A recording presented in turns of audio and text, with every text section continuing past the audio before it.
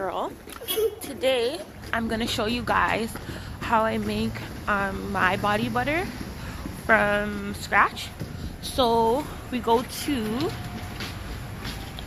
the hair store, Clore hair store in Toronto, and this is where I get my my products from to make it. They have a section here with all these organic raw ingredients and stuff. Section on the other side of that with like all these oils and stuff. So I tried to read it and find the ones that are most raw and sourced organically. So I'm gonna use these oils as well as the chunk of shea butter, yellow and white. I just like to mix both because they give just a different type of texture I find to it. Maybe it's in my head, I don't know, but yeah, I like to mix both of them. I buy it in the chunk because it's about $2 to $3 less than if you buy it pre-whipped, and we're gonna whip it anyway, so it doesn't make sense to pay $3 more when you're gonna whip it on your own anyways. So yeah, I buy it in the chunk jars. These are about $9 to $10 each. If you buy it whipped, I believe it's $12 each. So to each his own, but I prefer it this way. So first I start with some hot water. In this I have coconut oil that I took out of the fridge. You can put about like 1/4 of coconut oil, and then you're gonna pour the equal amount in hot water.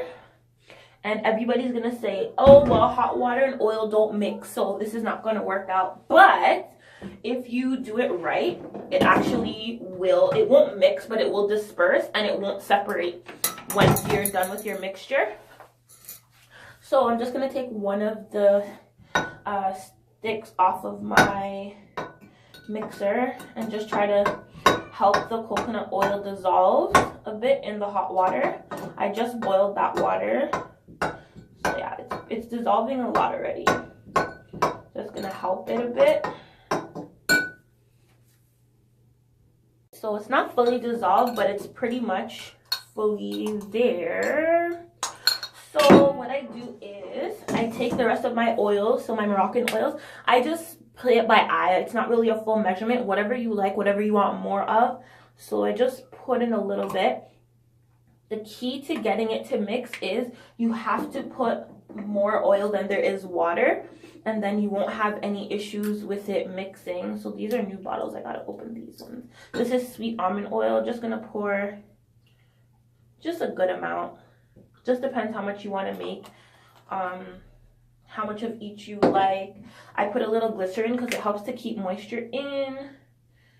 So I'll put a little bit of glycerin, not too much, just because I do use this in my children's hair also. So when it's cold outside, it's not good to have too much glycerin because it's supposed to draw moisture in, but if there's no moisture in the air, then there's nothing to pull in, right? This is vitamin E oil. I'm gonna put a good amount of that. And I like to put a few drops of peppermint oil just to help with soothing, because it's really, really dry outside and your skin gets really dry. So I'll put like a few drops of that. And last but not least, castor oil. And also the peppermint oil makes it smell really good, because not all the time is it going to smell great because all these oils. Sometimes I also will, because my kids really love the Bath and Body Works Cocoa Shea oil, so I would get a bit of that to mix into that. So you can see like the water is kind of bubbly. So pour everything into this bowl, and you have to make sure. Usually what I would do is like put some hot water underneath here just to make sure it stays hot, because you really need it like piping hot in order for everything to mix properly. It's not going to mix if it's not extremely warm. So you can always reheat it if it gets cool, but you need it like piping hot. Mine is actually not that hot, so I might have to reheat it. Just depends on how well it's going to mix right now. Very quickly now, just going to, because we've done all the oils, I actually just reheated this oils a little bit. And once that's blended, I put in half and half. So I put half white shea butter and half yellow shea butter. So it just depends on how much you want to make. Put it in a little bit at a time. So I'll do like a bit of the white first, and then I'll mix this one.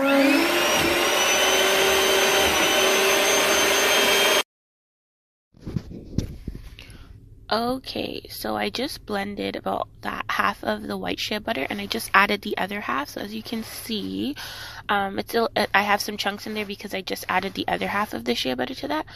So I don't know if you guys can see that. It's very buttery already. Sorry, it's kind of rolling away from me.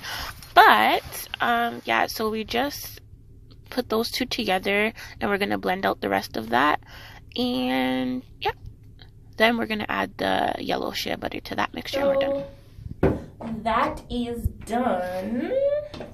See, it's like really nice. Honestly, if you only want white shea butter, you could leave it like this because it's a really good lotiony consistency. You could even put it in like jars and squeeze it out. And one thing I love about doing it this way is that it'll actually stay liquid. It might get a little bit firmer, but it won't turn to solid. Whereas if you blend just with shea butter on its own at room temperature, it will harden. But if you do this mixture, it won't harden at room temp. And for me, using these were the toughest thing to do because when I was younger, I actually used to have to crush this individually by hand and like just squeeze it in between my fingers and use that as lotion. And I hated using it because it just took too long. So this way, you'll have it in a liquid form ready to use. You don't have to do all of that work, and you don't have to worry about it turning hard after you're done. So I put a little bit too much in here. So I try to put just half at first, blend that, and then do the other half just to make it easier. Also to prevent the mess, because this gets really messy, it sprays a lot. So what you could do, it's a lot easier if you have a mixer because you don't have to worry about holding the bowl. But for people like me who don't have a mixer, like a KitchenAid mixer, you can put a towel. So if you hold a towel right here while you're mixing, it'll stop the flashback. But if not, then for me, I just kind of hold it in when I do it. So, yeah.